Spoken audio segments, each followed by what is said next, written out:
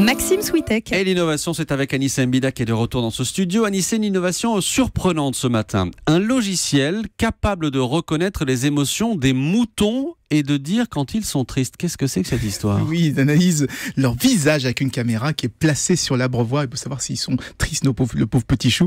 C'est vrai qu'ils ne parlent pas, nos amis moutons, donc c'est un peu compliqué de savoir comment ils vont. Et puis leur petit visage n'est pas très expressif, donc c'est un véritable tour de force qu'ont réussi à faire les chercheurs de l'université de Cambridge en Angleterre. D'autant que leur système est extrêmement précis puisqu'il est capable de graduer la tristesse et la souffrance de l'animal sur une échelle de 1 à 10. Mais comment sait-on qu'un mouton est triste ? C'est un peu comme nous, vous voyez. Son visage va se transformer, les yeux, les joues, les lèvres, etc.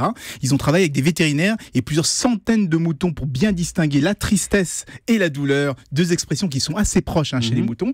Parce que l'objectif, c'est pas de connaître les états d'âme des moutons. Non, c'est de savoir si au milieu d'un troupeau, il n'y en aurait pas un qui souffrirait en silence d'une blessure ou d'une infection. Donc c'est loin d'être gadget, c'est pour le bien-être animal. Et donc c'est efficace, ils l'ont testé ce logiciel. Oui, ils annoncent une fiabilité de 80%, donc c'est quand même pas mal. Et puis ça permettrait de repérer beaucoup plus vite les animaux qui sont souffrants, donc de les soigner beaucoup plus rapidement. Et vous savez, maintenant, ils prévoient d'adapter le programme aux souris de laboratoire. Oui, aux souris de laboratoire. Ça veut dire que pour la première fois, on saura quand une expérience a été un petit peu trop douloureuse pour la pauvre souris. Et tout ça en analysant simplement les expressions de son visage. Et le tout dans l'innovation d'Anissé Mbida, comme chaque matin. Merci Anissé.